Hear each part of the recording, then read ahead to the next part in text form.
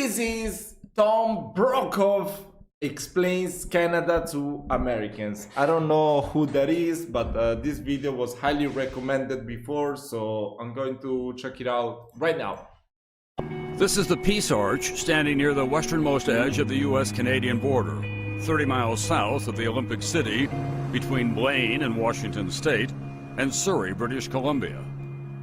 This was dedicated in 1921 to commemorate the treaty that ended the War of 1812 between the U.S. and Great Britain. Remember, Canada was a British colony. That was a long time ago, but the inscription on the arch sums up the relationship. May these gates never be closed. That's beautiful. We share more than a long border, of course. No dotted line can divide our joint stewardship of a treasure of natural riches. From the Atlantic to the Pacific, and back again. Shorelines, wild rivers, and Great Lakes, vast forest and grasslands, precious ores buried in majestic mountains, and wildlife everywhere. From sea to shining sea. Canada and the United States share another unique quality. They're immigrant nations, destinations for people around the world who long for political freedoms, economic opportunity, and a long tradition of compassion.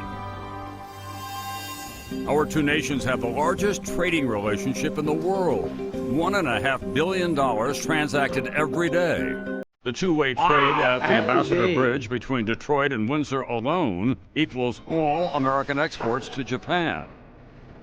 And we're so comfortable as neighbors. 200 million people cross the common border every year.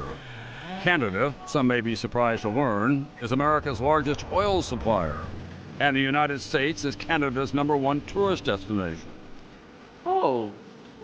In a snapshot, Canada is a huge country, second largest in the world next to Russia, but its population is only about a tenth the size of the United States, 34 million, split into 10 provinces and 3 territories. 90% of Canadians live within 100 miles of the U.S. border, residing in world-class cities.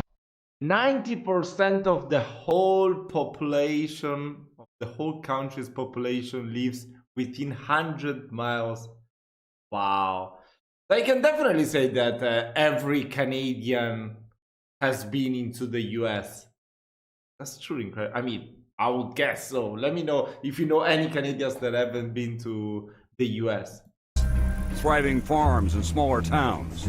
With good reason. Life in the Canadian North is only for the hardy. It is remote and oh so cold. The coldest day ever recorded in North America occurred in 1947 in Snag, Yukon. Minus 81 degrees, not including wind chill. I don't know what -8. Wait. But he said degrees. Is that degrees Celsius or degrees Fahrenheit? Wait, let me see. Let me see what's -81 Fahrenheit. I think it's Celsius.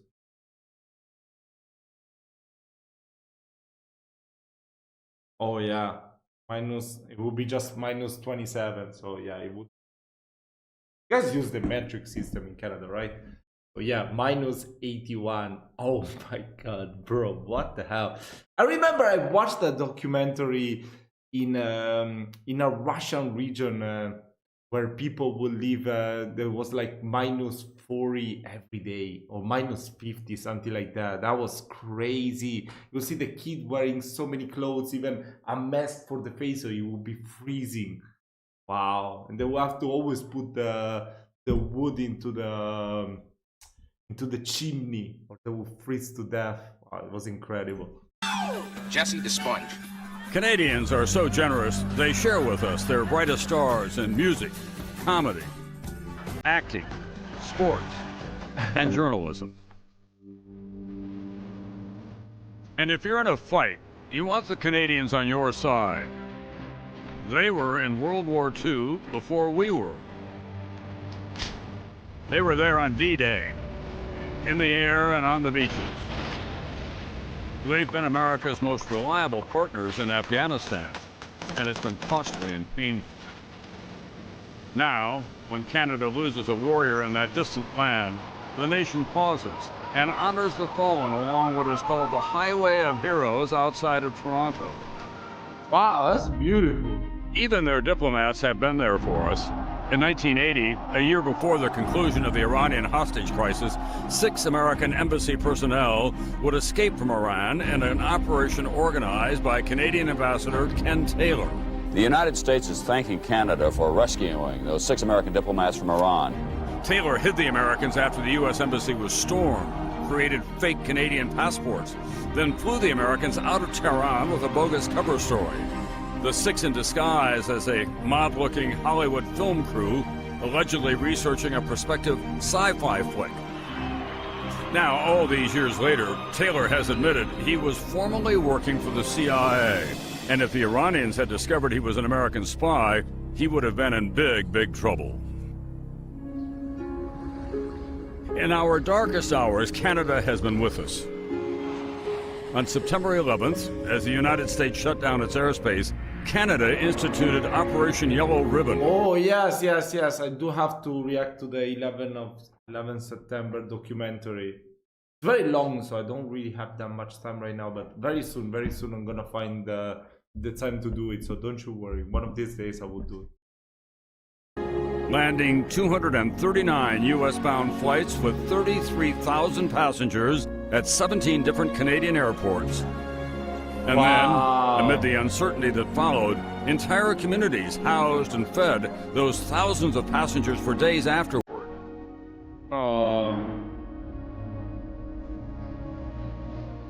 In the long history of sovereign neighbors, there never has been a relationship as close, productive, and peaceful as the U.S. and Canada. We share a continent and so much more.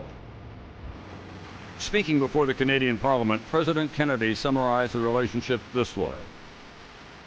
Geography has made us neighbors. History has made us friends. Economics has made us partners. That's so And beautiful. necessity has made us allies. Wow. Those whom nature hath so joined together, said Kennedy, let no man put asunder.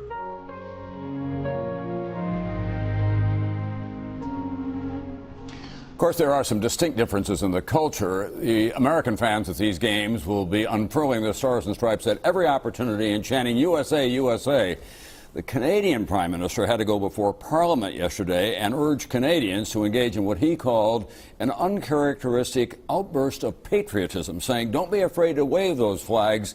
We'll apologize to the world for our immodesty later. So that's a big difference, Al. He hopes he has to do it very often. You know what struck me in that piece among all of the items? There are more people in California than there are in all of Canada. Well, and Canada has a stronger and more sound economy at this point as well. That's a distinctive difference between the two. Perfectly put.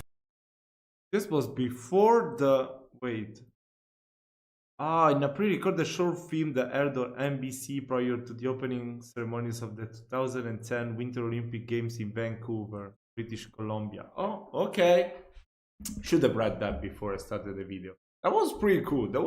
I really enjoyed this short film. So thank you so much, Fred Hodgins. I'm gonna show you right here. I'm gonna subscribe because he uploaded this video that was amazing.